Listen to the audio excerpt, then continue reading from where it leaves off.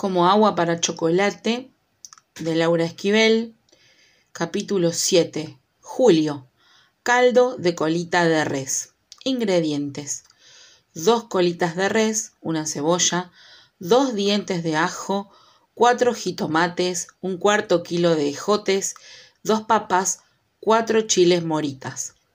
Manera de hacerse: las colitas partidas se ponen a cocer con un trozo de cebolla, un diente de ajo, sal y pimienta al gusto. Es conveniente poner un poco más de agua de la que normalmente se utiliza para un cocido, teniendo en cuenta que vamos a preparar un caldo. Y un buen caldo que se respete tiene que ser caldoso, sin caer en lo aguado. Los caldos pueden curar cualquier enfermedad física o mental. Bueno, al menos esa era la creencia de Chencha y Tita, que por mucho tiempo no le había dado el crédito suficiente. Ahora no podía menos que aceptarla como cierta. Hacía 3 meses, al probar una cucharada del caldo que Chencha le preparó y le llevó a la casa del doctor John Brown, Tita había recobrado toda su cordura. Estaba recargada en el cristal, viendo a través de la ventana a Alex, el hijo de John, en el patio, corriendo tras unas palomas. Escuchó los pasos de John subiendo las escaleras. Esperaba con ansia su acostumbrada visita. Las palabras de John eran su único enlace con el mundo. Si pudiera hablar y decirle lo importante que era para ella su presencia y su plática. Si pudiera bajar y besar a Alex como al hijo que no tenía y jugar con él hasta el cansancio. Si pudiera recordar cómo cocinar tan siquiera un par de huevos, si pudiera gozar de un platillo cualquiera que fuera, si pudiera volver a la vida. Un olor que percibió la sacudió. Era un olor ajeno a esta casa. John abrió la puerta y apareció con una charola en las manos y un plato con caldo de colita de res. ¡Un caldo de colita de res! No podía creerlo. Tras John entró Chencha, bañada en lágrimas. El abrazo que se dieron fue breve, para evitar que el caldo se enfriara. Cuando dio el primer sorbo, Nacha llegó a su lado y le acarició la cabeza mientras comía, como lo hacía cuando de niña ella se enfermaba, y la besó repetidamente en la frente. Ahí estaban, junto a Nacha, los juegos de su infancia en la cocina, las salidas al mercado, las tortillas recién cocidas, los huesitos de chabacano de colores, las tortas de Navidad, su casa, el olor a leche hervida, a pan de natas, a champurrado, a comino, a ajo, a cebolla. Y como toda la vida, al sentir el olor que despedía la cebolla, las lágrimas hicieron su aparición. Lloró como no lo hacía desde el día en que nació. Qué bien le hizo platicar largo rato con Nacha, igual que en los viejos tiempos, cuando Nacha aún vivía y juntas habían preparado infinidad de veces caldo de colita. Rieron al revivir esos momentos y lloraron al recordar los pasos a seguir en la preparación de esta receta. Por fin había logrado recordar una receta, al rememorar como primer paso la picada de la cebolla. La cebolla y el ajo se pican finamente y se ponen a freír en un poco de aceite. Una vez que se acitronan, se les incorporan las papas, los ejotes y el jitomate picado hasta que se sazonen. John interrumpió estos recuerdos al entrar bruscamente en el cuarto, alarmado por el riachuelo que corría escaleras abajo. Cuando se dio cuenta de que se trataba de las lágrimas de Tita, John bendijo a Chencha y a su caldo de colita por haber logrado lo que ninguna de sus medicinas había podido, que Tita llorara de esa manera. Apenado por la intromisión, se dispuso a retirarse.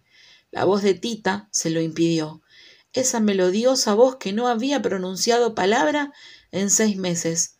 «John, no se vaya, por favor». John permaneció a su lado y fue testigo de cómo pasó Tita de las lágrimas a las sonrisas, al escuchar por boca de Chencha todo tipo de chismes e infortunios. Así se enteró el doctor de que mamá Elena tenía prohibidas las visitas a Tita. En la familia de la Garza se podían perdonar algunas cosas, pero nunca la desobediencia ni el cuestionamiento de las actitudes de los padres. Mamá Elena no le perdonaría jamás a Tita que, loca o no loca, la hubiera culpado de la muerte de su nieto. Y al igual que con Gertrudis, tenía vetado inclusive el que se pronunciara su nombre. Por cierto, Nicolás había regresado hacía poco con noticias de ella. Efectivamente, la había encontrado trabajando en un burdel. Le había entregado su ropa y ella le había mandado una carta a Tita. Chencha se la dio y Tita la leyó en silencio.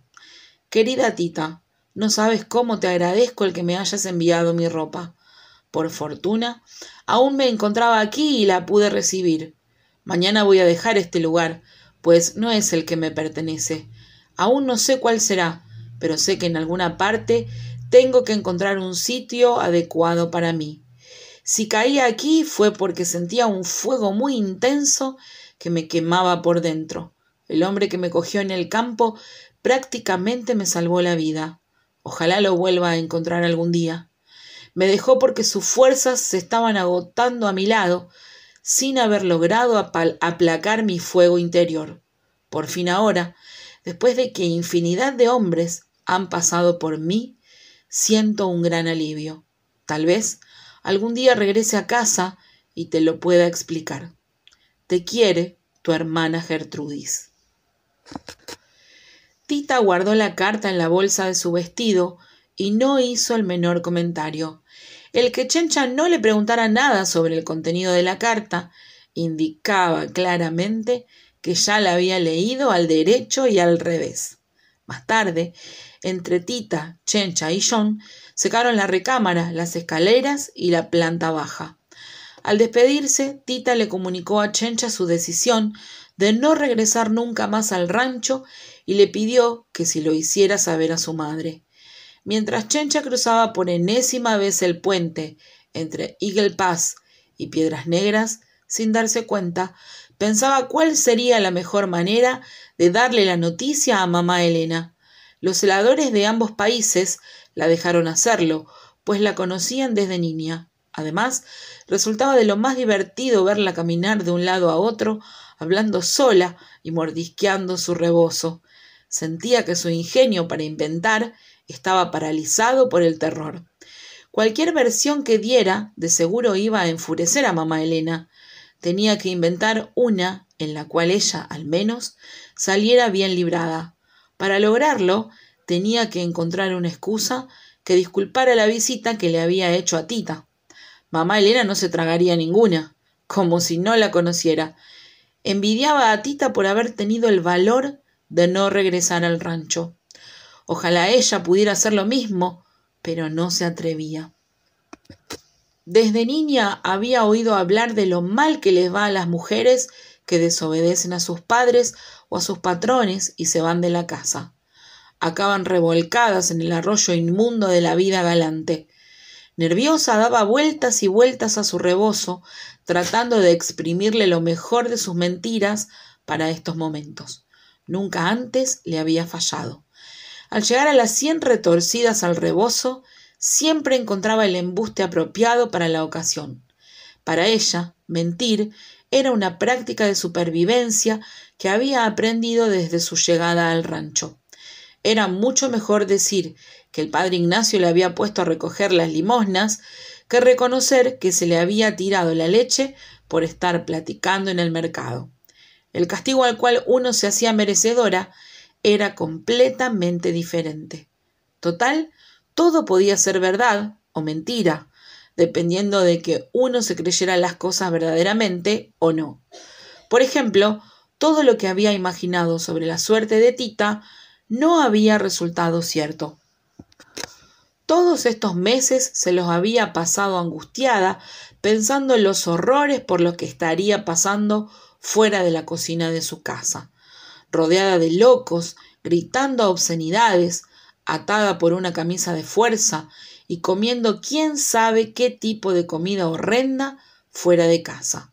Imaginaba la comida de un manicomio gringo para acabarla de amolar como lo peor del mundo. Y la verdad, a Tita la había encontrado bastante bien.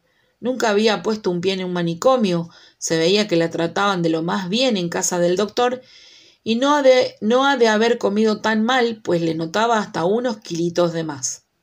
Pero eso sí, por mucho que hubiera comido, nunca le habían dado algo como el caldo de colita. De eso sí podía estar bien segura. Si no, ¿por qué había llorado tanto cuando lo comió?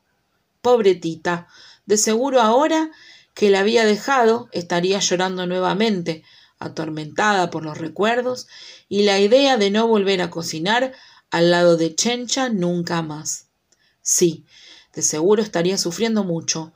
Nunca se le hubiera ocurrido imaginarla como realmente estaba, bellísima, luciendo un vestido de raso tornasol con encajes, cenando a la luz de la luna y recibiendo una declaración de amor. Para la mente sufridora y exagerada de Chencha, esto hubiera sido demasiado. Tita estaba sentada cerca de una fogata asando un malvavisco. A su lado, John Brown le proponía matrimonio. Tita había aceptado acompañar a John a una lunada en un rancho vecino para festejar que le acababa de dar el alta. John le había regalado un hermoso vestido que desde hacía tiempo había comprado en San Antonio, Texas, para este momento. Su color tornasol le hacía recordar el plumaje de las palomas que tienen en el cuello, pero ya sin ninguna asociación dolorosa con el lejano día en que se encontró en el palomar. Francamente, estaba completamente recuperada y dispuesta a iniciar una nueva vida al lado de John. Con un tierno beso en los labios, sellaron su compromiso. Tita no sintió lo mismo que cuando Pedro la había besado, pero esperaba que su alma, por tanto tiempo enmohecida, lograra poco a poco encenderse con la cercanía de este hombre tan maravilloso. Por fin, después de haber caminado 3 horas, Chencha tenía ya la respuesta. Como siempre, había encontrado la mentira idónea. Le diría a mamá Elena que paseando por Eagle Pass se había encontrado en una esquina a una limosnera con la ropa sucia y desgarrada, que la compasión la había hecho acercársele para darle 10 centavos y que azorada descubrió que se trataba de Tita.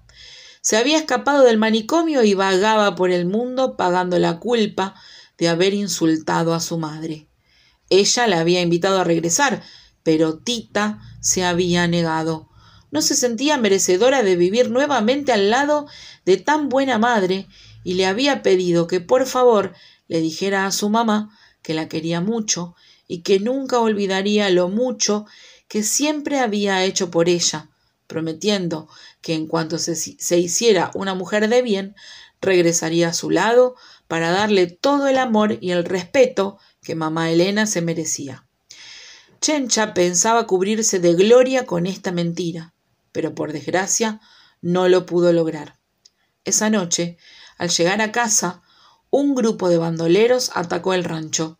A Chencha la violaron y mamá Elena, al tratar de defender su honor, recibió un fuerte golpe en la espalda y éste le provocó una paraplegia que la paralizó de la cintura para abajo.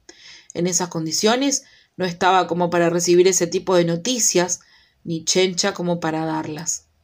Por otro lado, estuvo bien que no le hubiera dicho nada, pues con el retorno de Tita al rancho, al conocer la desgracia, su piadosa mentira se habría venido a pique ante la esplendorosa belleza y energía que Tita irradiaba. Su madre la recibió en silencio, y por primera vez Tita le sostuvo firmemente la mirada, y mamá Elena retiró la suya. Había en la mirada de Tita una luz extraña. Mamá Elena desconocía a su hija. Sin palabras se hicieron mutuos reproches, y con esto se rompió entre ellas el hasta entonces fuerte lazo de sangre y obediencia que las unía y que ya nunca se restablecería. Por tanto, intentó de todo corazón atenderla lo mejor posible. Con mucho cuidado preparaba la comida para su madre y en especial el caldo de colita, con la sana intención de que le sirviera como a ella para recuperarse totalmente. Vació el caldillo ya sazonado con las papas y los ejotes en la olla donde había puesto a cocer las colitas de res. Ya que se vacía, solo hay que dejar hervir por media hora todos los ingredientes juntos. Enseguida se retira del fuego y se sirve bien caliente. Tita sirvió el caldo y se lo subió a su madre en una hermosa charola de plata cubierta con una servilleta de algodón bellamente deshilada y perfectamente blanqueada y almidonada. Tita esperaba con ansiedad la reacción positiva de su madre en cuanto diera el primer sorbo. Pero por el contrario, mamá Elena escupió el alimento sobre la colcha y a gritos le pidió a Tita que inmediatamente le retirara de su vista esa charola. ¿Pero por qué? Porque está asquerosamente amargo, no lo quiero, llévatelo, ¿no me oíste? Tita, en lugar de obedecerla, dio media vuelta tratando de ocultar a los ojos de su madre el sentimiento de frustración que experimentaba. Escapaba a su comprensión el que un ser independiente del parentesco que pudiera tener con otro, así nomás, con la mano en la cintura, rechazara de una manera tan brutal una atención. Porque estaba segura de que el caldo estaba exquisito. Ella misma lo había probado antes de subirlo. No podía ser de otra manera, pues había puesto mucho cuidado al prepararlo. Se sentía verdaderamente una estúpida por haber regresado al rancho para atender a su madre. Lo mejor hubiera sido quedarse en casa de John sin pensar nunca más en la suerte que pudiera correr mamá Elena. Pero los remordimientos no la hubieran dejado. La única manera de liberarse realmente de ella sería con la muerte y mamá Elena aún no tenía para cuándo. Sentía ganas de correr lejos, muy lejos para proteger de la gélida presencia de su madre el pequeño fuego interior que John, con trabajos, había logrado encender. Era como si el escupitajo de mamá Elena hubiera caído justo en el centro de la incipiente hoguera y la hubiera extinguido. Sufría dentro de sí los efectos del apagón. El humo le subía a la garganta y se le arremolinaba en un nudo espeso que le nublaba la vista y le producía lagrimeo. Bruscamente abrió la puerta y corrió, en el preciso momento en que John llegaba a realizar su visita médica. Chocaron intempestivamente. John la sostuvo en sus brazos justo a tiempo para evitar que cayera. Su cálido abrazo salvó a Tita de una congelación. Fueron solo unos instantes los que estuvieron unidos, pero lo suficientes como para reconfortarle el alma. Tita estaba empezando a dudar si esta sensación de paz y seguridad que John le daba era el verdadero amor y no el ansia y el sufrimiento que experimentaba al lado de Pedro. Con verdadero esfuerzo se separó de John y salió de la recámara. «Tita, ven acá, te dije que te llevaras esto». «Doña Elena, no se altere, por favor, le hace daño. Yo le quito esa charola, pero dígame, ¿no tiene deseos de comer?» Mamá Elena le pidió al doctor que cerrara la puerta con llave y casi en secreto le externó su inquietud respecto a lo amargo de la comida. John le respondió que tal vez se debía al efecto de las medicinas que estaba tomando. «De ninguna manera, doctor. Si fuera la medicina, todo el tiempo tendría ese sabor en la boca. Y no es así. Algo me están dando con la comida. Curiosamente, desde que Tita regresó. Necesito que lo investigue». John, sonriendo ante la maliciosa insinuación, se acercó a probar el caldo de colita que le habían llevado y que estaba intacto en la charola. «A ver, vamos a descubrir qué le están poniendo en la comida». ¡Qué delicia! Esto tiene ejotes, papas, chile, y no logro distinguir bien qué tipo de carne es. «No estoy para juegos. ¿No siente un sabor amargo?» «No, doña Elena, para nada, pero si quiere lo mando a analizar. No quiero que se preocupe. Pero mientras me dan los resultados, tiene que comer». «Entonces mándeme una buena cocinera». —¿Pero cómo? Si tiene en casa a la mejor. Tengo entendido que su hija Tita es una cocinera excepcional. Un día de estos voy a pedirle su mano. —Ya sabe que ella no se puede casar —exclamó presa de una furiosa agitación. John guardó silencio. No le convenía irritar más a mamá Elena, ni tenía caso, puesto que estaba plenamente convencido de que él se casaría con Tita, con o sin la autorización de ella. Sabía también que ahora a Tita le tenía muy sin cuidado su absurdo destino y que en cuanto cumpliera 18 años se casarían. Dio por terminada la visita, pidiéndole calma a mamá Elena y prometiéndole que al día siguiente le mandaría una nueva cocinera. Y así lo hizo, pero mamá Elena ni siquiera se dignó a recibirla. El comentario del doctor sobre la idea de pedir la mano de Tita le había abierto los ojos. De seguro que entre los dos había surgido una relación amorosa. Desde hacía tiempo sospechaba que Tita deseaba que ella desapareciera de este mundo para así poderse casar libremente, no una, sino 1000 veces si le daba la gana. Este deseo lo percibía como una presencia constante entre ellas, en cada roce, en cada palabra, en cada mirada. Pero ahora no le cabía la menor duda de que Tita intentaba envenenarla poco a poco para poder casarse con el doctor Brown. Por tanto, desde ese día se negó terminantemente a comer nada que Tita hubiera cocinado. Le ordenó a Chencha que se hiciera cargo de la preparación de su comida. Solo ella y nadie más podía llevársela y la tenía que probar en su presencia antes de que mamá Elena se animara a comerla. La nueva disposición no afectó para nada a Tita. Es más, fue para ella un alivio el delegar en Chencha la penosa obligación de atender a su madre y así tener libertad para empezar a bordar las sábanas para su ajuar de novia. Había decidido casarse con John en cuanto su madre estuviera mejor. La que sí se vio muy afectada por la orden fue Chencha. Aún se estaba restableciendo física y emocionalmente del brutal ataque del que fue objeto, y aunque aparentemente se veía beneficiada al no tener que realizar ninguna otra tarea más que la de hacer la comida y llevársela a mamá Elena, no era así. Al principio recibió con gusto la noticia, pero en cuanto empezaron los gritos y los reproches, se dio cuenta de que no hay pan que no cueste una torta. Un día en que había ido a que el doctor John Brown le quitara las costuras que le habían tenido que hacer, pues había sufrido un desgarre durante la violación, Tita preparó la comida en su lugar. Creyeron que podrían engañar a mamá Elena sin mayor problema. A su regreso, Chencha le llevó la comida y la probó como siempre lo hacía, pero al dársela a comer a ella, mamá Elena de inmediato detectó el sabor amargo. Con enojo lanzó la charola al piso y corrió a Chencha de la casa por haber intentado burlarse de ella. Chencha se aprovechó de este pretexto para irse a pasar unos días a su pueblo.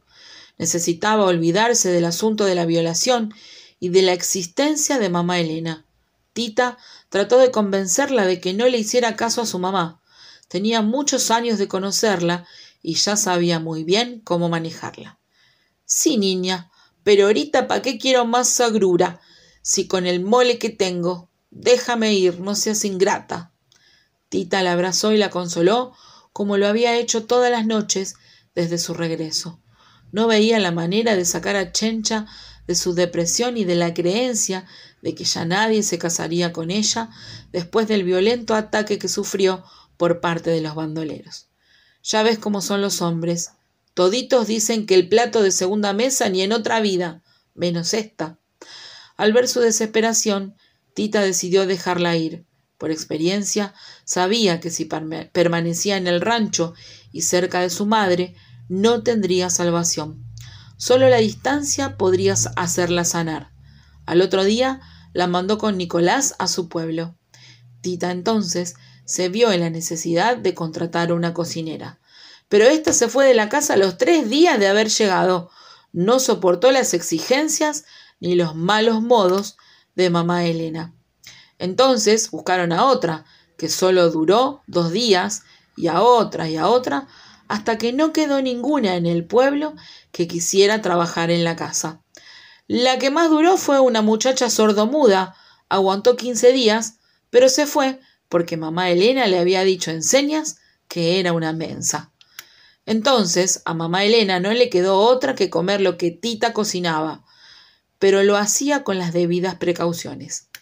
Aparte de exigir que Tita probara la comida antes que ella, siempre pedía que le llevara un vaso de leche tibia con cada comida y se lo tomaba antes de ingerir los alimentos para contrarrestar los efectos del amargo veneno que, según ella, percibía disuelto en la comida.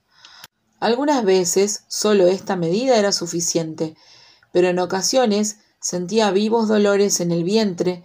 Entonces se tomaba además un trago de vino de ipecacuana y otro de cebolla de albarrana como vomitivo. No fue por mucho tiempo. Al mes murió mamá Elena, presa de unos dolores espantosos acompañados de espasmos y convulsiones intensas. En un principio, Tita y John no se explicaban esta extraña muerte, pues aparte de la paraplejía mamá Elena clínicamente, no tenía ninguna enfermedad.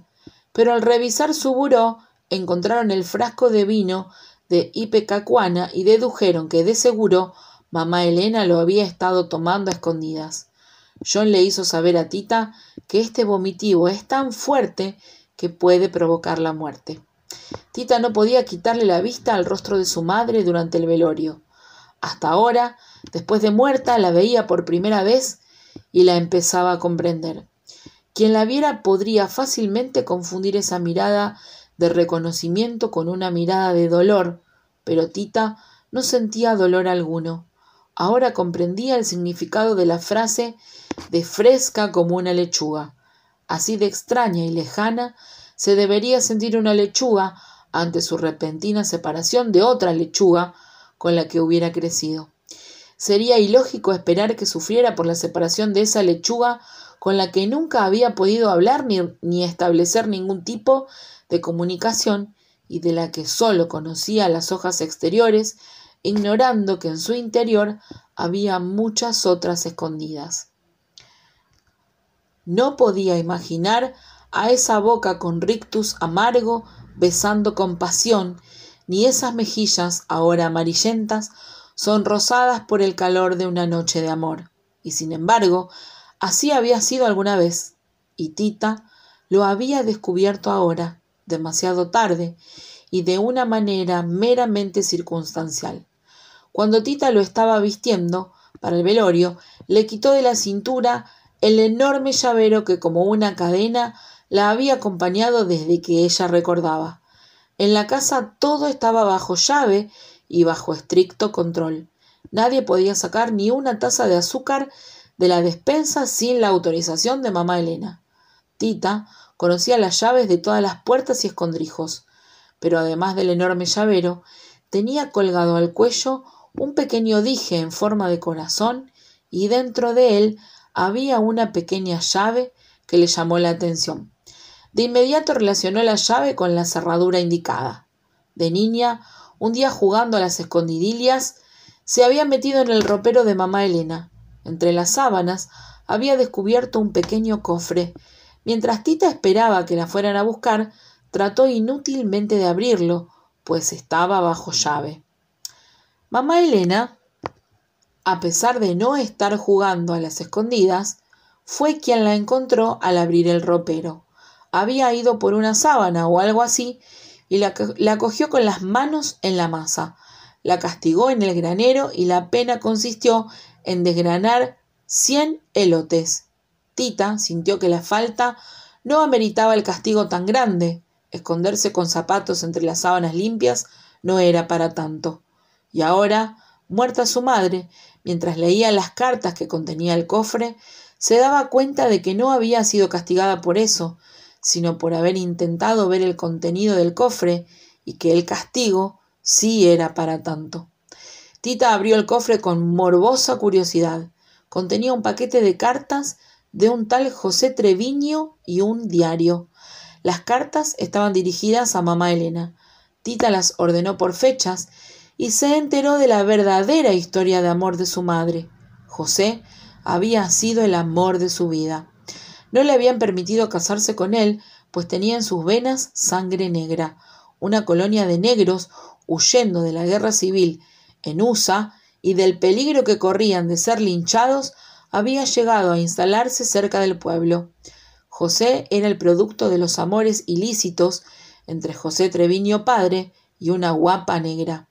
Cuando los padres de mamá Elena habían descubierto el amor que existía entre su hija y ese mulato, horrorizados, la obligaron inmediatamente a casarse con Juan de la Garza, su padre. Mamá Elena había intentado huir con José al enterarse de este embarazo, pero en la noche en que lo esperaba escondida tras los oscuros del balcón, presenció cómo un hombre desconocido, sin motivo aparente, protegiéndose entre las sombras de la noche, atacaba a José eliminándolo de este mundo. Después de grandes sufrimientos, mamá Elena se resignó entonces a vivir al lado de su legítimo marido. Juan de la Garza ignoró por muchos años toda esta historia, pero se enteró de ella precisamente cuando Tita nació. Había ido a la cantina a festejar con unos amigos el nacimiento de su nueva hija, y ahí alguna lengua venenosa le había soltado la información. La terrible noticia le provocó un infarto, y eso era todo. Tita se sentía culpable de haber participado de este secreto. No sabía qué hacer con estas cartas. Pensó en quemarlas, pero ella no era quien para hacerlo. Si su madre no se había atrevido, ella menos. Guardó todo tal y como lo había encontrado y lo puso en su lugar. Durante el entierro, Tita realmente lloró por su madre, pero no por la mujer castrante que le había reprimido toda la vida, sino por ese ser que había vivido un amor frustrado, y juró ante su tumba que ella nunca renunciaría al amor, pasara lo que pasara. En esos momentos estaba convencida de que su verdadero amor era John, el hombre que estaba a su lado, apoyándola incondicionalmente, pero en cuanto vio que se acercaba un grupo de gentes al panteón y distinguió a lo lejos la silueta de Pedro acompañado de Rosaura, ya no estuvo tan segura de sus sentimientos. Rosaura, luciendo una gran panza de embarazada, caminaba lentamente. En cuanto vio a Tita, se le acercó y la abrazó llorando desconsoladamente. Le seguía en turno Pedro. En cuanto Pedro la abrazó, su cuerpo vibró como una gelatina. Tita bendijo a su madre por darle el pretexto de poder volver a ver y abrazar a Pedro. Inmediatamente después se retiró bruscamente. Pedro no se merecía el que lo quisiera tanto. Había mostrado debilidad al irse lejos de ella, y eso no se lo perdonaba. John tomó a Tita de la mano durante el regreso al rancho, y Tita, a su vez, lo tomó del brazo, enfatizando que entre ellos había algo más que una amistad. Quería provocarle a Pedro los mismos dolores que ella siempre había sentido al verlo al lado de su hermana. Pedro los observó con los ojos entrecerrados. No le gustaba nada la familiaridad con la que John se acercaba y con la que Tita le hablaba al oído. ¿Qué era lo que estaba pasando? Tita le pertenecía y no iba a permitir que se la quitaran, mucho menos ahora, que había desaparecido el mayor impedimento para su unión, mamá Elena.